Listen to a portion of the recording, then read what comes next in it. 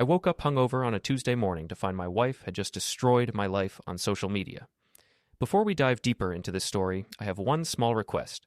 Please subscribe, drop a like, comment, and hit that hype button to boost this channel so more people can discover these incredible Reddit stories. The notification count on my phone looked like a slot machine jackpot. 47 missed calls, 83 text messages, and a Facebook alert that made my blood run cold. Leah's post had already gotten 200 likes and 53 comments in the 3 hours I'd been unconscious. R.I.P. to my relationship. Daniel cheated and broke my heart. 7 years down the drain because he couldn't keep it in his pants. Betrayed, heartbroken, nevermore. Below the text was our wedding photo. Me in my cheap rental tux, her in the dress that cost more than my car payment, both of us grinning like idiots who thought love conquered all. The comments were already rolling in like vultures circling roadkill. OMG Leah, I'm so sorry. What a piece of garbage. You deserve better. I always knew something was off about him. Girl, take him for everything he's worth. I sat on the edge of our bed, staring at the screen while my head pounded like a construction site. The funny thing was, I'd never cheated on Leah. Not once in 7 years. Hell, I barely looked at other women. But apparently, in Leah's version of reality, I was some kind of serial philanderer who'd been sneaking around behind her back. The bedroom door was closed, which meant Leah was already gone, probably at her sister Monica's place, playing the victim and planning her next move. Monica had never liked me, thought her baby sister deserved someone with more money, better prospects, and fewer opinions about her entitled behavior. My phone buzzed with another text from my buddy Evan. Dude, what the hell is going on? Call me. Before I could respond, the doorbell rang. Through the bedroom window, I could see Mrs. Patterson from next door standing on my front porch, craning her neck to peer through the glass. The neighborhood gossip network was already mobilizing. I threw on yesterday's clothes and stumbled downstairs, my mouth tasting like I'd been gargling with battery acid. Mrs. Patterson's face was a mask of fake concern when I opened the door. Oh, Daniel, honey, I just wanted to check on you. I saw Leah's post and... Well, are you doing okay? The way she said it, I could tell she was fishing for details. Mrs. Patterson collected neighborhood drama like some people collected stamps. By noon, everyone within a 5-mile radius would know she'd gotten the inside scoop directly from the source. I'm fine, Mrs. Patterson. Just a misunderstanding. Oh. Her face fell slightly. Well, if you need anything, maybe someone to talk to. Thanks, but I'm good. I closed the door before she could dig deeper and leaned against it, trying to process what was happening. In the span of one morning, Leah had painted me as a cheating bastard to everyone we knew. Our friends, our coworkers, our families. They were all seeing this post right now, forming opinions, choosing sides. My phone rang. My boss, Mr. Bell. Daniel, we need to talk. Can you come in early today? Sure, Mr. Bell. Everything okay? Just come in. We'll discuss it then. The line went silent. I knew that tone. It was the same one he'd used when he fired Jenkins for showing up drunk to the client presentation. My job at Hartwell Marketing wasn't glamorous, but it paid the bills and gave me health insurance. If Leah's social media tantrum cost me my career, I'd be screwed. I showered, put on my best suit, and drove to the office with my stomach churning. The receptionist, Kelly, gave me a look that was part sympathy, part curiosity. Word traveled fast in our small company. Mr. Bell's office smelled like coffee and disappointment. He was a gruff man in his 60s who'd built the company from nothing and had zero tolerance for drama. Sit down, Daniel. I sat. I'm going to ask you straight. Did you cheat on your wife? No, sir, I didn't. He studied my face for a long moment. Then why is she saying you did? And why is she saying it on the internet where our clients can see it? I honestly don't know, Mr. Bell. I woke up this morning and found the post. We had a fight last night, but it wasn't about cheating. It was about her sister Monica moving in with us for the 3rd time this year. Her sister? The one with the attitude problem? That's the one.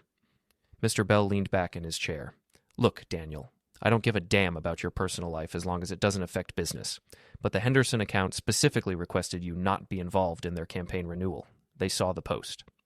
The Henderson account was worth $50,000 to the company. It was also my biggest success story. I'd landed them 2 years ago and had been managing their marketing ever since. Mr. Bell, I can fix this. Let me talk to them, explain the situation. You can try, but if this gets worse, if more clients start asking questions, we're going to have a problem. Understand? Yes, sir. I spent the rest of the morning trying to focus on work while my phone buzzed constantly with notifications. More comments on Leah's post, more friends and acquaintances weighing in on my supposed infidelity. The story was growing, mutating, becoming more dramatic with each retelling. By lunch, I'd apparently had affairs with 3 different women, including my coworker Janet, who was 62 and happily married, and the barista at the coffee shop downtown, who I'd spoken to maybe 5 times in my life. I drove home to find Leah's car in the driveway. She was in the living room, packing her things into boxes while Monica supervised from the couch like some kind of entitled queen. "There he is," Monica said without looking up from her phone. "The cheating husband." "I didn't cheat," I said quietly. Leah finally looked at me, her eyes red from crying. "Don't lie to me, Daniel. I know about Sarah." Sarah? I ran through every Sarah I knew. Sarah from accounting, who was married with 3 kids. Sarah the dental hygienist, who I saw twice a year for cleanings. Sarah from college, who I hadn't spoken to in 5 years. "Which Sarah? Don't play dumb. Sarah Martinez from your gym." I almost laughed. Sarah Martinez was the trainer who'd helped me learn how to use the weight machines when I first joined. We'd had maybe 10 conversations, all of them about proper form and workout routines. "Leah, I've never even had coffee with Sarah Martinez. She's my trainer. That's it." "Bullshit." Monica stood up, all 5 feet 2 inches of righteous indignation. "Leah saw the texts." "What texts?" Leah pulled out her phone and showed me a screenshot. It was a text conversation, but not from my phone. The contact was listed as Daniel, but the number was wrong. "Leah, that's not my number." "Stop lying." I pulled out my phone and showed her my number. Then I showed her the screenshot again. The numbers were clearly different. "Someone's been catfishing you," I said. "Someone pretended to be me to mess with our relationship." Monica snorted. "That's the dumbest excuse I've ever heard." "It's not an excuse. It's the truth. Look at the numbers, Monica. They're different." For a moment, doubt flickered across Leah's face. Then Monica put her hand on her sister's shoulder. "He probably has a second phone. Cheaters always have burner phones." And just like that, the doubt was gone. Leah's face hardened again. "I want you out of the house by Friday." "This is my house too, Leah. My name's on the mortgage." "Then buy me out." "With what money?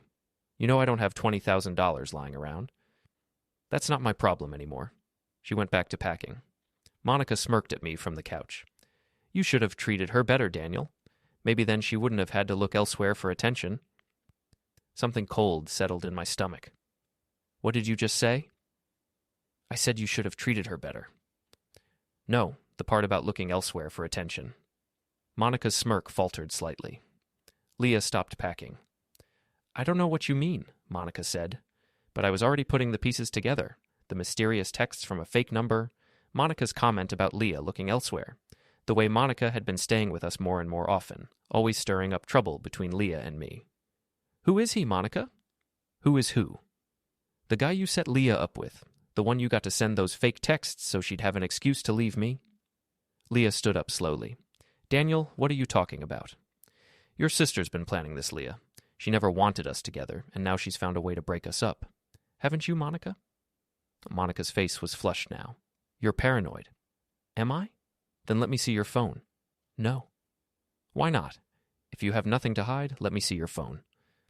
"I don't have to prove anything to you." I looked at Leah. "Doesn't that strike you as suspicious?" For a moment, I thought I'd gotten through to her. Then Monica played her trump card. "Leah, he's trying to manipulate you. This is what abusers do. They turn everything around and make you question yourself." Abuser.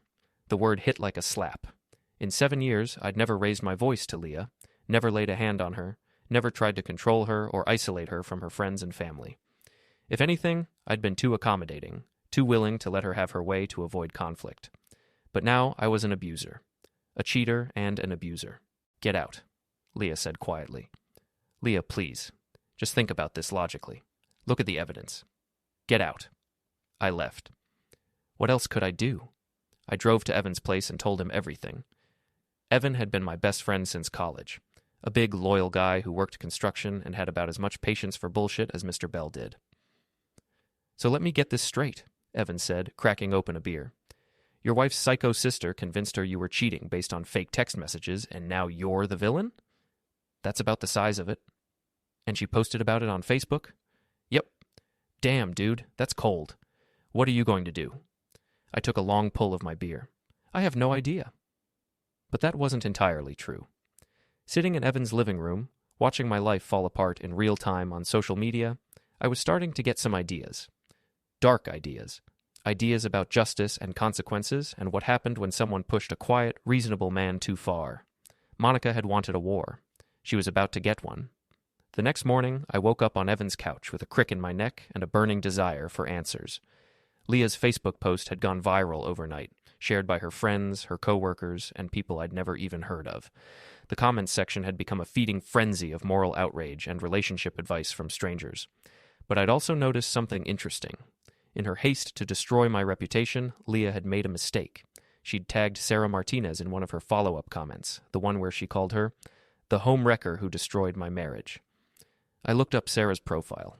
She'd responded with confusion and anger. I don't know what you're talking about. I barely know your husband. This is harassment. The exchange was still there, visible to everyone. Sarah Martinez, the woman I'd supposedly been having an affair with, was publicly denying any relationship with me. A few people had started asking questions in the comments, wondering why the alleged other woman would lie about something so obvious. Doubt was creeping in. Not much, but enough to give me hope. I drove to the gym at 6 a.m., knowing Sarah would be there for the early morning training sessions. She was setting up equipment when I walked in, and her face tightened when she saw me. Daniel, I need to talk to you. That's why I'm here. She led me to a quiet corner near the free weights. What the hell is going on? Your wife is posting crazy stuff about me online. I've got people calling the gym, asking if I'm a homewrecker. My boyfriend is furious. Someone's been impersonating me, sending text messages to my wife, pretending we're having an affair. Sarah stared at me. That's insane. Who would do something like that? I have a pretty good idea. Sarah, I need a favor. Would you be willing to make a statement? Something I can show people that proves we never had any kind of relationship? Like what? A video, maybe. Just you explaining that we've never been anything more than trainer and client, that you've never received any inappropriate messages from me. Sarah considered it. Will it get these crazy people to stop harassing me? I hope so, she agreed. We recorded a 5-minute video on my phone where Sarah calmly explained our professional relationship and denied any romantic involvement. She also showed her text message history. No messages from my number, nothing inappropriate, nothing that could be construed as flirtatious. It wasn't much, but it was evidence. Real evidence, as opposed to the fake screenshots Monica had manufactured. Next, I drove to Verizon and requested detailed records of my text message history. It took some arguing and a small fee, but I walked out with printed records showing every text I'd sent in the past 3 months. No messages to Sarah Martinez, no messages to anyone that could be considered cheating. Armed with my evidence, I went home. Leah's car was gone, but Monica's beat-up Honda was still in the driveway. Perfect. I found Monica in my kitchen, eating my food and scrolling through her phone like she owned the place. We need to talk, I said. I don't have anything to say to you. That's fine. You can listen. I sat down across from her and placed my phone on the table. I know what you did, Monica. I know you created those fake text messages. You're delusional. Am I? Because I've got my phone records right here. No text to Sarah Martinez, not one. And I've got a video of Sarah explaining that she's never had any kind of relationship with me. I showed her the video. So either I'm the world's most careful cheater or someone's been lying to your sister. Monica's face went pale, but she held her ground. Phone records can be faked. Can they? That's interesting, because I got these directly from Verizon. Are you saying Verizon is in on my conspiracy to hide my affair? I don't know how you did it, but... Monica. I leaned forward. I know it was you. The question is, are you going to tell Leah the truth, or am I going to have to prove it? You can't prove anything. Want to bet? I pulled out my laptop and opened Facebook. Let's see. Monica Jensen, graduated from Riverside High in 2018, works at nowhere, apparently. Lives with her sister and brother-in-law because she can't hold down a job. I clicked through her photos. Oh, what's this? A picture from last week at Mulligan's bar with some guy named Tyler Morrison. Monica's face went white. Tyler Morrison, I continued, reading from his profile. Works in IT, specializes in... Oh, this is interesting. Mobile app development and digital communications. I looked up at Monica. Is Tyler the one who helped you fake those text messages? You're insane. Am I? Because Tyler's profile says he's in a relationship with Monica Jensen. That's you, right? And looking at his photos, he seems like the kind of guy who might help his girlfriend break up her sister's marriage if she asked him to. I screenshotted Tyler's profile and his relationship status. I think I'll pay Tyler a visit. Have a little chat about digital communications and fake text messages. Maybe bring a police officer with me, since creating fake evidence to destroy someone's reputation is actually illegal. Monica stood up abruptly. You can't prove anything. I can prove enough. The question is, do you want to make this easy or hard? Because I'm done being nice, Monica. You tried to destroy my life based on lies. Now it's my turn. She stared at me for a long moment, and I could see the wheels turning in her head. Finally, she grabbed her purse and headed for the door. This isn't over, she said. Yes, it is. And Monica, you've got 24 hours to tell Leah the truth. If you don't, I will. And when I do, I'm going to make sure everyone knows exactly what kind of person you are. After she left, I sat in my kitchen and allowed myself a small smile. It felt good to fight back. For too long, I'd been the accommodating husband, the guy who kept the peace at any cost. But Monica had made a mistake. She'd underestimated me. I spent the rest of the day building my case. I printed out Tyler's profile, documented his relationship with Monica, and researched his technical background. I also reached out to a lawyer, not for divorce proceedings, but to discuss defamation and harassment charges. The lawyer, a sharp woman named Patricia Hendricks, was very interested in my story. Social media defamation is becoming more common, she said. And if you can prove the allegations were based on fabricated evidence, you have a strong case. The damages to your reputation and career could be substantial. What kind of damages are we talking about? Well, you mentioned you might lose the Henderson account at work. That's quantifiable harm. We could also argue emotional distress, damage to your professional reputation, loss of social standing in the community. If we can prove malicious intent, which it sounds like we can, we're looking at significant compensation. And criminal charges? Possibly. Creating false evidence to damage someone's reputation can be prosecuted as harassment or fraud, depending on the circumstances. I'd need to review everything, but you might have grounds for criminal complaints against both the sister and the boyfriend. I left Patricia's office feeling better than I had in days. Monica thought she was playing games, but games had rules and consequences. That evening, my phone rang. It was Leah. Daniel, we need to talk. I'm listening. Monica told me. She said you threatened her. I told her she had 24 hours to tell you the truth about those text messages. If that's a threat, then yes, I threatened her. What truth? Daniel, I saw the messages. You saw fake messages, Leah. Messages that Monica's boyfriend Tyler created to break us up. I have phone records proving I never sent those texts. I have a statement from Sarah Martinez proving we never had an affair. I have evidence that Monica's been lying to you. Silence on the other end of the line. Leah, are you there? I need to think about this. No, you need to look at the evidence. I'm coming over. Daniel, don't. Monica's here, and she's upset. Monica's upset? Leah, she tried to destroy our marriage with lies. She should be upset. She should be terrified. Just give me some time to sort this out. How much time? Because every day that Facebook post stays up, more people see it. More people think I'm a cheating bastard. My career is on the line here. I know. I need to talk to Monica. Talk to Tyler, too. Ask him about his expertise in digital communications. Ask him how easy it would be to fake text messages. The line went quiet again. I'll call you tomorrow, Leah said finally. After she hung up, I poured myself a drink and sat on Evan's back porch, looking up at the stars. 24 hours. That's how long I'd given Monica to come clean. If she didn't, I was going to war, and I was going to win. Monica didn't tell Leah the truth. I knew she wouldn't. People like Monica never take responsibility for their actions when they can deflect and blame instead. So the next morning, I loaded my evidence into my car and drove to my house for what I knew would be the final confrontation. Both cars were in the driveway, Leah's sedan and Monica's beat-up Honda. I could hear raised voices through the front door as I approached. The sisters were arguing about something, their voices sharp and angry. I rang the doorbell, and the arguing stopped. Footsteps approached the door, and then Leah's voice. Who is it? It's Daniel. We need to talk. All of us. The door opened, and Leah stood there looking exhausted.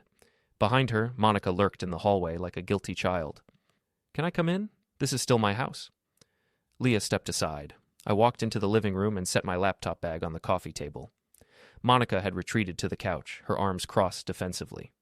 So, I said, looking directly at Monica. Did you tell her? Tell me what? Leah asked. Monica's jaw tightened. I told her you're trying to manipulate the situation, making up conspiracy theories because you can't accept that you got caught. Interesting. I opened my laptop and pulled out a folder of printed documents. Because I've got some conspiracy theories of my own. Want to hear them? I didn't wait for an answer. I opened my phone records and spread them on the coffee table. These are my complete text message records for the past 3 months. Every message sent from my phone with timestamps and recipient numbers. Notice anything missing, Leah? She leaned forward to look at the papers. What am I looking for? Messages to Sarah Martinez, the woman I'm supposedly having an affair with. According to these records, I've never sent her a single text message. Not one. Monica scoffed. Like I said, records can be faked. Can they? I pulled out another document. This is a notarized statement from Verizon confirming the authenticity of these records. Are you saying Verizon is lying? Leah was studying the papers now, her brow furrowed. But I saw the messages, Daniel. You were texting her about meeting up, about how much you missed her. You saw messages from someone pretending to be me. I opened my laptop and pulled up Tyler Morrison's Facebook profile. Monica, would you like to introduce your sister to your boyfriend Tyler, the IT specialist who works in digital communications? Monica's face went pale. That doesn't prove anything. Doesn't it? I clicked through Tyler's photos, showing his technical certifications, his job history, his posts about mobile app development. Seems like Tyler would have the skills to fake text messages, wouldn't you say? Leah looked back and forth between Monica and me. Monica, who is this guy? He's just someone I've been seeing. Someone you've been seeing who happens to be an expert in the exact technology needed to fake the text messages that broke up our marriage. What a coincidence. I played the video Sarah Martinez had recorded for me.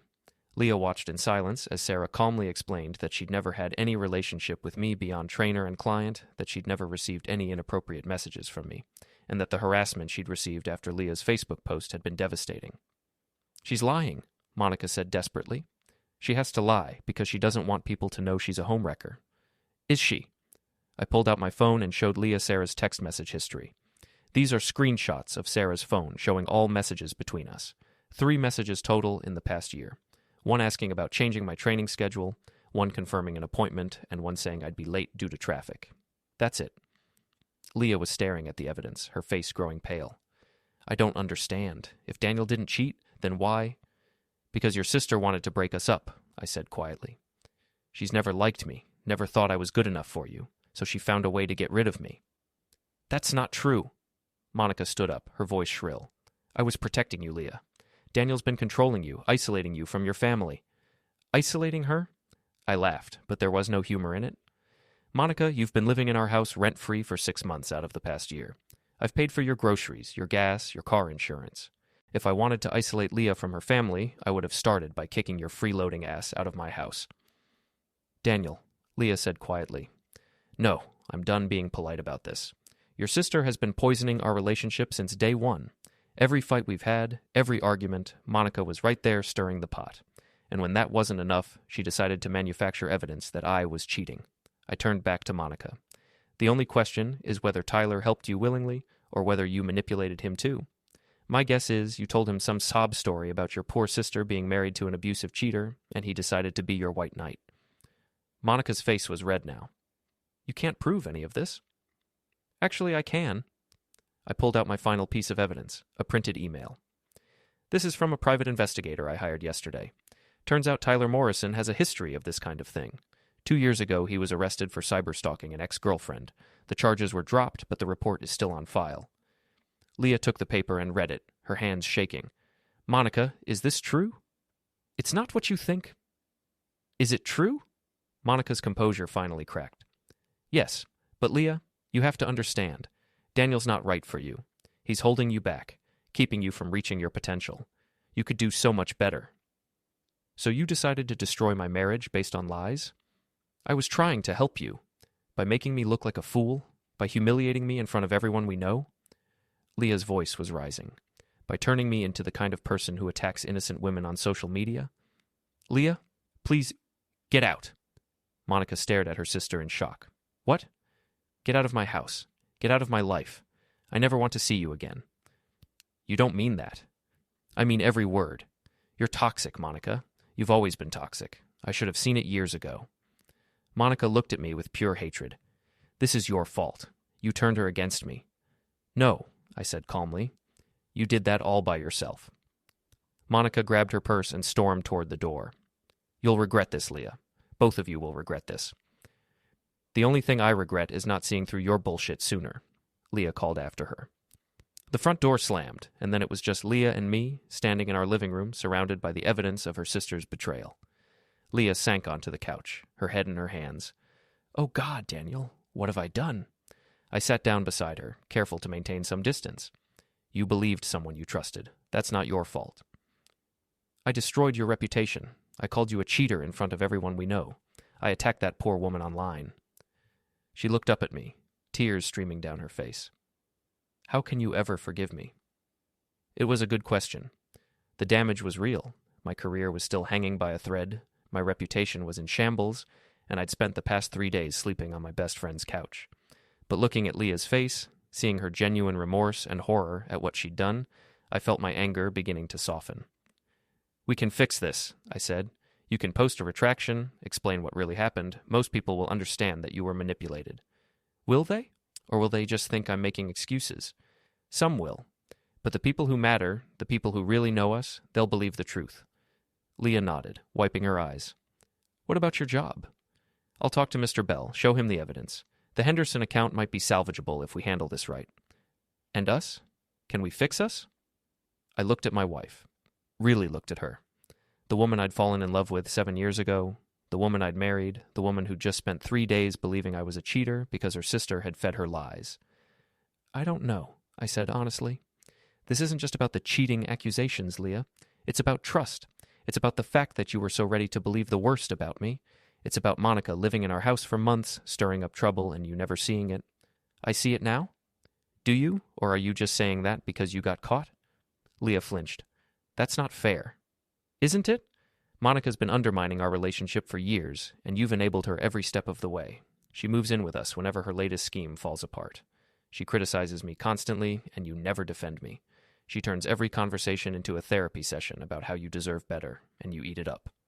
I didn't realize. That's the problem, Leah. You didn't want to realize. It was easier to let Monica play the victim and make me the bad guy than to set boundaries with your sister. We sat in silence for a while, both of us processing the wreckage of our relationship. Finally, Leah spoke. What do you want me to do? I want you to post a complete retraction. I want you to apologize publicly to Sarah Martinez. I want you to explain exactly what Monica did and why she did it. And I want you to promise me that Monica is never allowed in this house again. Done. And I want you to go to counseling. Not couples counseling. Individual counseling. You need to figure out why you were so willing to believe your sister's lies instead of trusting your husband. Leah nodded. Okay, what else? That's it for now. We'll see how things go from there. It wasn't a happy ending. It wasn't even really a reconciliation, but it was a start. And after 3 days of hell, a start was more than I dared to hope for. Leah spent the next hour crafting her retraction post. It was thorough, honest, and humiliating. Exactly what it needed to be. She explained Monica's deception, apologized to Sarah Martinez and me, and took full responsibility for her role in the disaster. The response was swift and largely supportive. People were shocked by the revelation of Monica's manipulation, and many of our friends reached out to apologize for jumping to conclusions. It would take time for my reputation to fully recover, but the healing process had begun. That evening, I moved back into my own house. Leah and I slept in separate bedrooms. There was still too much hurt and anger for anything else, but we were talking again. It was a fragile peace built on the ruins of trust and betrayal, but it was something. The next morning, I went to work armed with evidence and a printed copy of Leah's retraction. Mr. Bell listened to my explanation with his usual gruff attention, then leaned back in his chair. So your sister-in-law is psychotic. That's one way to put it. And your wife believed her lies. Unfortunately. But now she's posted a public apology. Yes, sir. Mr. Bell was quiet for a moment. Daniel, I'm going to give you some advice. My first wife's family hated me, thought she could do better. They spent 5 years trying to break us up, and eventually they succeeded. You know what I learned from that experience? What's that, sir? When someone shows you who they are, believe them. Your sister-in-law showed you she's willing to destroy your life to get what she wants. Don't forget that. I won't. Good. Now let's see if we can save the Henderson account. It took some doing, but we managed to schedule a meeting with the Henderson team. I presented my evidence, explained the situation, and answered their questions with complete honesty. In the end, they agreed to continue working with me, though I could tell their trust would need to be rebuilt over time. Life slowly returned to normal. Leah started therapy and began the long process of understanding how she'd been manipulated. We started our own couples counseling a few weeks later. It was painful work, digging through years of resentment and miscommunication, but it was necessary. Monica, meanwhile, had disappeared. She'd moved out of town with Tyler, leaving behind a trail of unpaid debts and burned bridges. Leah tried calling her once to attempt a reconciliation, but Monica hung up on her. As far as I was concerned, that was fine. Some people were toxic, and the best thing you could do was cut them out of your life completely. 6 months later, Leah and I were in a better place than we'd been in years. The crisis had forced us to confront problems we'd been ignoring, and while the healing process was ongoing, we were genuinely happy together for the first time in a long time. But Monica wasn't done with us. She was just getting started. I should have known Monica wouldn't stay gone. People like her never just disappear. They retreat, regroup, and come back angrier than before. The first sign of trouble came on a Tuesday morning in March, almost 8 months after she'd left town. I was getting ready for work when Leah called out from the kitchen, her voice tight with anxiety. "Daniel, you need to see this." I found her staring at her laptop, her face pale. On the screen was a new Facebook post, but not from Monica's account. This one was from Tyler Morrison, and it was a doozy. The truth about Daniel Hayes and his campaign of harassment against my girlfriend, Monica Jensen. This man has been stalking and threatening Monica for months, trying to force her to keep quiet about his affairs. He's hired private investigators to dig up dirt on us, filed false police reports, and even had his lawyer send threatening letters. Monica is terrified to come home because of this man's obsessive behavior. It's time people knew what Daniel Hayes is really like. Verbal stalker, harassment, abuse. Below the text were screenshots, heavily edited and taken out of context, of emails from my lawyer, photos of the private investigator's report I'd shown Leah, and what appeared to be threatening text messages from my phone number. "I never sent those messages," I said immediately. "I know, but look at the comments." The post had been up for less than 2 hours and already had over 100 shares and dozens of comments. People were outraged, calling me a stalker and an abuser. Several people had tagged my employer, demanding I be fired. Someone had even found our home address and posted it, suggesting people pay Daniel Hayes a visit. My phone started ringing. "Mr. Bell." "Daniel, get down here, now." I drove to work with my stomach churning. The receptionist wouldn't meet my eyes when I walked in, and I could feel people staring as I made my way to Mr. Bell's office. "Sit down," he said without preamble. "What the hell is this?" He showed me Tyler's post on his computer screen. "It's more lies, Mr. Bell. The same people who faked the cheating allegations are now claiming I'm stalking them. These look like real text messages. They're fake, just like the ones they used to convince my wife I was cheating. I can get phone records to prove it." Mr. Bell leaned back in his chair. "Daniel, I stood by you during the first mess. I believed you, and I was right to. But this is different. You've got people calling for boycotts of our company. The Henderson account is threatening to pull out again. I can't have this kind of publicity." "Mr. Bell, give me 24 hours. Let me prove these messages are fake." 24 hours. But if you can't clear this up, I'm going to have to let you go. I'm sorry, but I have a business to protect." I spent the day gathering evidence, but it was harder this time. Tyler had gotten smarter about his fabrications, and the fake text messages looked more convincing than his previous work. My lawyer, Patricia Hendricks, was furious when I showed her the post. "This is clearly retaliation," she said. "They're trying to destroy your reputation because you exposed their lies. We need to file for a restraining order immediately." "Will that help?" "It'll show that you're the victim here, not the aggressor. But honestly, Daniel, this is going to get worse before it gets better. These people are escalating." She was right. By evening, Tyler's post had been shared over 1,000 times. Someone had created a "Daniel Hayes is a Stalker" Facebook group that already had 300 members. My personal information, my address, my employer, even my license plate number was being circulated online. Leah was terrified. What if someone comes to the house? What if they try to hurt us? We'll call the police. Will they believe us after everything that's happened? It was a fair question. The local police had already been contacted by several people who'd seen Tyler's post. Officer Martinez, no relation to Sarah, came by the house that evening to check on the situation. "Mr. Hayes, we've received several complaints about harassment and stalking. People are saying you've been threatening a young woman named Monica Jensen." I showed him the evidence from the original incident, the fake text messages, the private investigator's report, Leah's retraction post. I explained the timeline, the pattern of lies and manipulation. Officer Martinez listened patiently, but I could tell he was skeptical. So you're saying this is all made up? The text messages, the threats, everything? Yes. The same people who faked evidence of an affair are now faking evidence of stalking. Can you prove the messages are fake? I'm working on it. But it takes time to get phone records and technical analysis. Well, until we can sort this out, I'd suggest you stay away from Ms. Jensen and Mr. Morrison.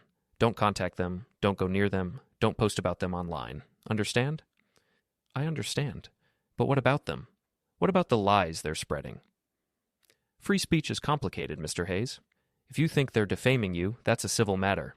You'll need to talk to a lawyer.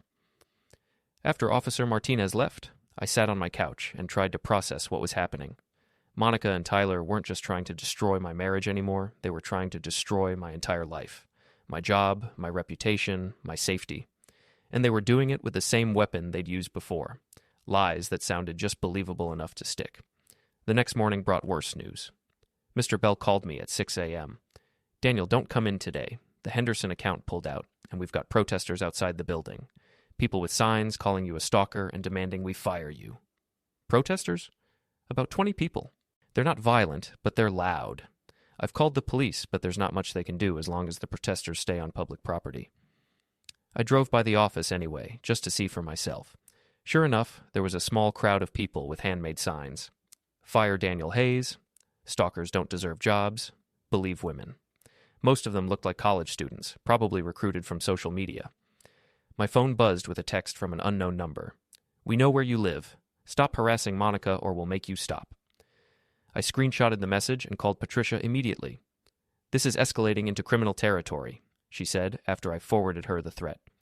File a police report immediately. And Daniel, you might want to consider staying somewhere else for a few days. If these people have your address, I'm not running from my own house. Then at least install security cameras, and maybe ask a friend to stay with you. I called Evan. Within an hour, he was at my house with an overnight bag and a baseball bat. This is insane, he said, reading through Tyler's Facebook post. How are people believing this crap? Because they want to believe it. It's easier to assume I'm guilty than to consider that someone might be lying. What's the plan? Prove they're lying, again. And if that doesn't work, I looked at my best friend, this loyal man who dropped everything to help protect me from an online mob. Then I guess we find out how far I'm willing to go to defend myself. That night, someone threw a brick through our front window.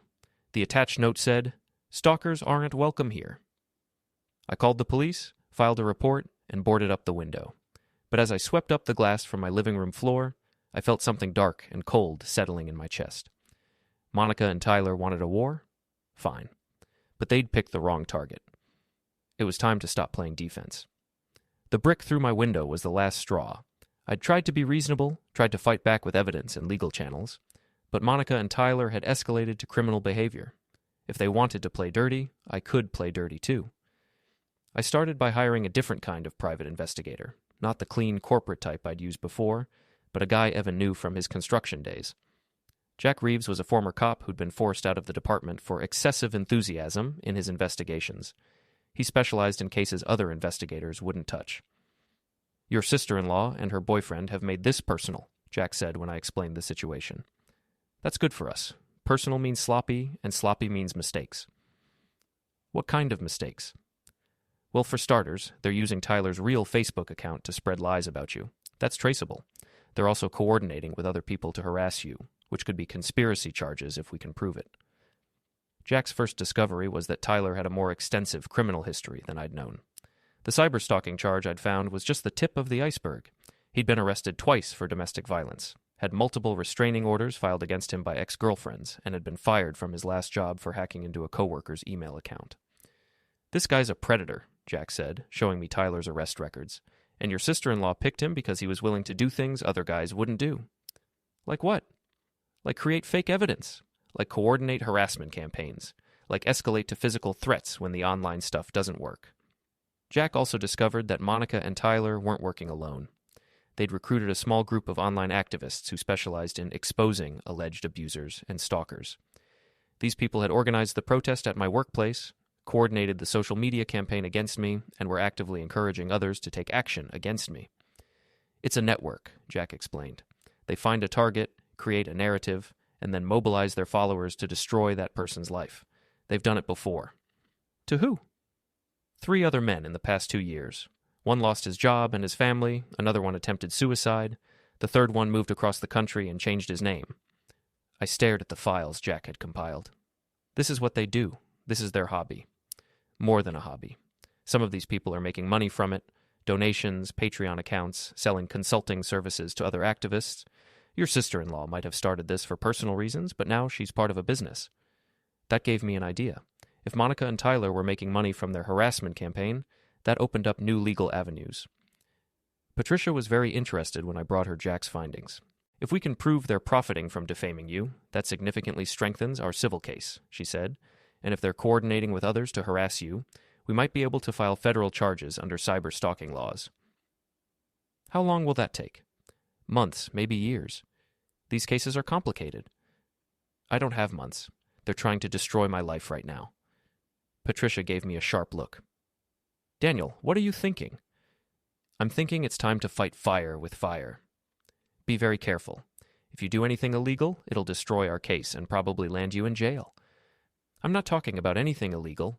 I'm talking about using their own tactics against them. That evening, I sat down with my laptop and started building my own social media campaign. But instead of lies and fake evidence, I had something better. The truth.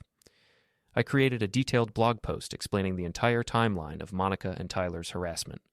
I included screenshots of Tyler's criminal history, copies of the fake text messages they'd created, evidence of their coordination with other activists, and documentation of the escalating threats and vandalism I'd experienced. The post was long, well-sourced, and devastating.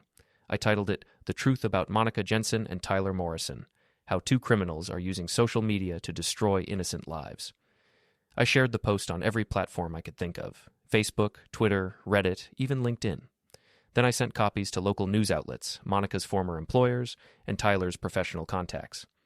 The response was immediate and overwhelming. People were shocked by the evidence of Tyler's criminal history and the systematic nature of their harassment campaign. The original Facebook post that had started the latest round of attacks was suddenly flooded with comments questioning Tyler's credibility, but I wasn't done. Jack had given me information about the other men Monica and Tyler had targeted. I reached out to them, and 2 agreed to go public with their stories. Their testimonies painted a picture of a coordinated campaign of harassment that had destroyed multiple lives. Local news picked up the story. Channel 7 ran a segment called Online Vigilantes, When Social Media Justice Goes Wrong, that featured interviews with Tyler's previous victims and highlighted the lack of evidence supporting the harassment claims against me. The tide began to turn. The Daniel Hayes is a Stalker Facebook group was flooded with people demanding evidence and questioning the administrators. Several members left after reading my blog post, and the group's activity dropped significantly. Tyler tried to fight back by posting more evidence against me, but his credibility was shot. People were now scrutinizing everything he posted, and his fake screenshots looked obviously manipulated under close examination. Monica, meanwhile, had gone silent. Her social media accounts were deactivated, and she'd stopped responding to reporters who wanted to hear her side of the story. But Tyler wasn't ready to give up. If anything, the exposure seemed to make him more desperate and dangerous. The escalation came on a Friday night. Leah and I were having dinner when we heard a car door slam outside. I looked through the window and saw Tyler Morrison walking up our driveway. His face twisted with rage. "Call 911, I told Leah. Tyler started pounding on our front door. "Open up, Hayes. We need to talk." "Go away, Tyler. The police are on their way." "You think you're so smart, don't you? Posting all that shit about me online, trying to destroy my life." "I posted the truth. Your arrest records are public information." "You ruined everything. Monica won't even talk to me anymore because of you." That was interesting. Apparently my counterattack had driven a wedge between the 2 conspirators. Tyler kept pounding on the door, shouting threats and demands. I could hear sirens in the distance, getting closer. "You better hope the cops get here fast, Hayes, because I'm done playing games." The pounding stopped. I looked out the window and saw Tyler walking back to his car. But instead of leaving, he opened his trunk and pulled out a baseball bat. "Daniel," Leah whispered. "He's got a weapon." Tyler walked back to our front door and started swinging the bat at it, trying to break it down. The wood splintered, but the door held. That's when Evan appeared. My best friend had been staying at his own place since the immediate crisis had passed, but he'd been monitoring the situation online. When he saw Tyler's latest posts, increasingly unhinged rants about making me pay, he decided to check on us. Evan came around the side of the house just as Tyler was winding up for another swing at the door.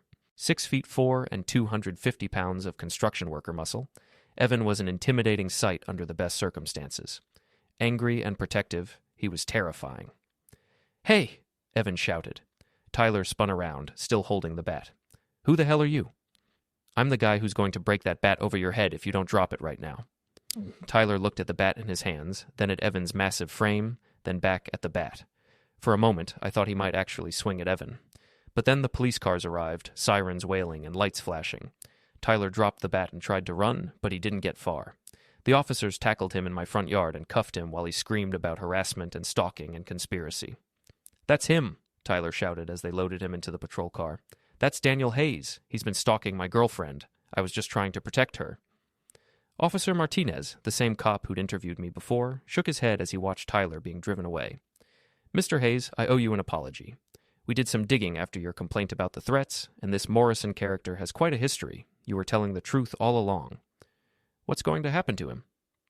"Well, he just committed assault with a weapon and attempted breaking and entering in front of multiple witnesses. Plus, we've got evidence of the online harassment campaign. He's looking at serious jail time." That night, I finally felt like I could breathe again. Tyler was in custody, Monica had disappeared, and the truth was finally coming out. My job was still in jeopardy, and my reputation would take time to fully recover, but the immediate threat was over. Or so I thought. The real surprise came 3 days later, when Patricia called me with news I never could have expected. "Daniel, you're not going to believe this. Monica Jensen just contacted my office. She wants to make a deal." Monica's deal was simple. She would publicly confess to everything, the fake text messages, the harassment campaign, Tyler's criminal behavior, in exchange for immunity from prosecution and a promise that I wouldn't sue her for defamation. "She's scared," Patricia explained during our meeting. "Tyler's arrest made this real for her. She's looking at potential criminal charges for conspiracy, and our civil case could bankrupt her. She wants out." "What's the catch?" "She wants to meet with you and Leah in person. Says she needs to explain herself, make things right." I laughed bitterly. "After everything she's done, she thinks she can just apologize and make it all go away?" "The confession would be valuable, Daniel. It would clear your name completely and give us ammunition if Tyler tries to fight the charges. But it's your call." I looked at Leah, who'd been quiet throughout the meeting. "What do you think?" "I think I need to hear what she has to say. She's my sister, and despite everything, I need to understand why she did this." So we agreed to meet. Patricia arranged it at her office, with recording equipment and a court reporter present to make everything official. Monica arrived looking haggard and defeated, a far cry from the smug, entitled woman who'd been living in my house a year ago. "Thank you for agreeing to this," she said quietly, not quite meeting our eyes. "Let's get one thing straight," I said. "This isn't about forgiveness. This is about you finally telling the truth and facing consequences for what you've done." Monica nodded. "I understand." Patricia activated the recording equipment. "This is a voluntary statement by Monica Jensen regarding allegations of defamation and harassment against Daniel Hayes. Ms. Jensen, please state your full name for the record." "Monica Elizabeth Jensen. And you understand that this statement is being recorded and may be used in legal proceedings?" "Yes." "Please tell us, in your own words, what happened." Monica took a deep breath and began to speak. What came out was a confession more complete and damning than I dared to hope for. She admitted to creating the fake text messages that had convinced Leah I was cheating. She confirmed that Tyler had helped her, using his technical skills to make the messages look authentic. She acknowledged that the entire affair allegation had been fabricated to break up my marriage because she didn't think Daniel was right for Leah. But it went deeper than that. Monica revealed that she'd been systematically undermining our relationship for years, spreading subtle doubts about my character, encouraging Leah to question my decisions, and positioning herself as the voice of reason whenever we had problems. "I thought I was protecting her," Monica said, tears streaming down her face. "I thought Daniel was holding her back, keeping her from being successful. I convinced myself that breaking them up was the right thing to do." "And the stalking allegations?" Patricia prompted. "Those were Tyler's idea. After Daniel exposed the fake affair, Tyler was furious. He said we needed to destroy Daniel's reputation completely, make him look like a dangerous person so no one would believe him." "Did you participate in creating false evidence of stalking?" "Yes. Tyler showed me how to fake text messages and social media posts. We created fake accounts, coordinated with other people online, even organized the protest at Daniel's workplace. Were you aware that Mr. Morrison had a history of this behavior with other victims? Monica's face crumpled. Not at first. I thought I was his first project. But after Daniel's blog post came out, Tyler admitted he'd done this before. He said it was easy money, that people would donate to support victims of stalking and harassment. So this was financially motivated? For Tyler, yes. He was making money from donations and consulting fees. I never saw any of that money, but I knew about it. The confession went on for 2 hours. Monica detailed every lie, every manipulation, every criminal act she and Tyler had committed. She admitted to coordinating with online activists, providing them with fake evidence, and encouraging escalation when their initial tactics didn't work. By the end, even Patricia looked stunned by the scope of their conspiracy. Ms. Jensen, why are you confessing to all of this now? Because Tyler tried to kill someone. Monica's voice was barely a whisper. When he went to Daniel's house with that bat, he wasn't just trying to scare him. He was planning to hurt him, maybe kill him. That's when I realized how far this had gone. She looked directly at me for the first time since the confession began. Daniel, I'm sorry. I know that's not enough. I know it doesn't fix what I've done, but I'm sorry. I was jealous and petty and stupid, and I let it turn into something monstrous. I stared at this woman who'd tried to destroy my life, who'd turned my wife against me, who'd nearly gotten me killed. Part of me wanted to scream at her, to make her understand the pain and terror she'd caused, but mostly I just felt empty. Sorry doesn't give me back my job, I said quietly. Sorry doesn't undo the damage to my reputation. Sorry doesn't erase the fact that I had to sleep with a baseball bat next to my bed because your boyfriend was threatening to kill me. I know. Do you? Do you really understand what you've done? You didn't just lie about me, Monica. You weaponized social media to turn strangers into a mob. You convinced people I was a dangerous predator based on nothing but your own jealousy. You could have gotten me killed. Monica was sobbing now, but I wasn't finished. And you destroyed your relationship with your sister. Leah loved you, trusted you, and you betrayed that trust in the worst possible way. You turned her into someone she's not, made her attack innocent people, made her doubt her own judgment. That damage might never heal. I looked at Leah, who was staring at her sister with a mixture of grief and disgust. I don't think I can ever forgive you, Leah said quietly. Not for what you did to Daniel, and not for what you did to me. You made me into a monster, Monica. You made me hurt people based on lies. Monica's confession was everything we needed to clear my name and ensure Tyler faced serious consequences for his crimes. But it was also the final nail in the coffin of her relationship with Leah. After Monica left, Leah and I sat in Patricia's office, processing what we'd just heard.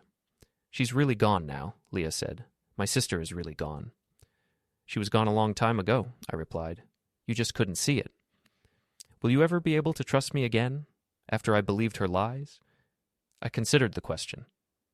I think so, but it's going to take time, and it's going to take you proving that you've learned from this. How do I do that? By never letting anyone manipulate you like that again, by trusting your husband instead of trusting people who want to tear us apart, by setting boundaries with toxic people, even if they're family. Leah nodded. I can do that. We'll see. The aftermath moved quickly. Monica's confession was released to the media, completely vindicating me and exposing the full scope of Tyler's criminal enterprise. Tyler was charged with multiple felonies, including cyberstalking, conspiracy, assault with a weapon, and attempted breaking and entering. He was also investigated by federal authorities for his harassment campaigns against other victims. My employer, faced with undeniable proof of my innocence and significant negative publicity for their handling of the situation, offered me my job back with a raise and a public apology. I declined. Instead, I used the settlement money from my defamation lawsuit against Tyler to start my own marketing consultancy. The business was successful from the start. My story had gotten significant media attention, and many people admired how I'd fought back against false accusations. Companies wanted to work with someone who understood crisis management from personal experience. Monica kept her end of the bargain. She posted a complete confession on social media, apologizing to me, to Leah, to Sarah Martinez, and to everyone who'd been misled by her lies. She also testified against Tyler at his trial, helping to ensure he received a substantial prison sentence. But she never contacted Leah again. The confession had been her final act as Leah's sister. After that, she disappeared from our lives completely. Tyler was sentenced to 5 years in prison and ordered to pay restitution to all his victims. The online activist network he'd been part of was exposed and largely disbanded. Several other people faced charges for their roles in various harassment campaigns. As for Leah and me, we slowly rebuilt our relationship. The crisis had forced us to confront problems we'd been ignoring for years, and while the healing process was painful, we emerged stronger than before. We learned to communicate better, to trust each other more, and to protect our relationship from outside interference. 2 years later, we renewed our wedding vows in a small ceremony with just our closest friends present. Evan was my best man, and in his speech, he said something I'll never forget. Daniel and Leah have been through hell and back, but they came through it together. They proved that love isn't just about the good times, it's about standing by each other when everything falls apart. That's real love. That's the kind of love worth fighting for. He was right. We had fought for our love, and we'd won.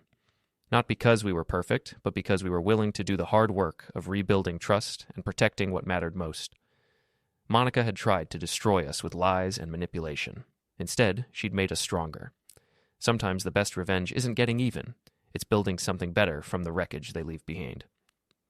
But that wasn't quite the end of the story. There was one final surprise waiting for us. One last twist that would test everything we'd learned about trust, forgiveness, and the power of truth. It came in the form of a letter, delivered to our house on a Tuesday morning exactly 3 years after Monica's first attempt to destroy our marriage. The return address was a women's correctional facility in Nevada. The letter was from Monica,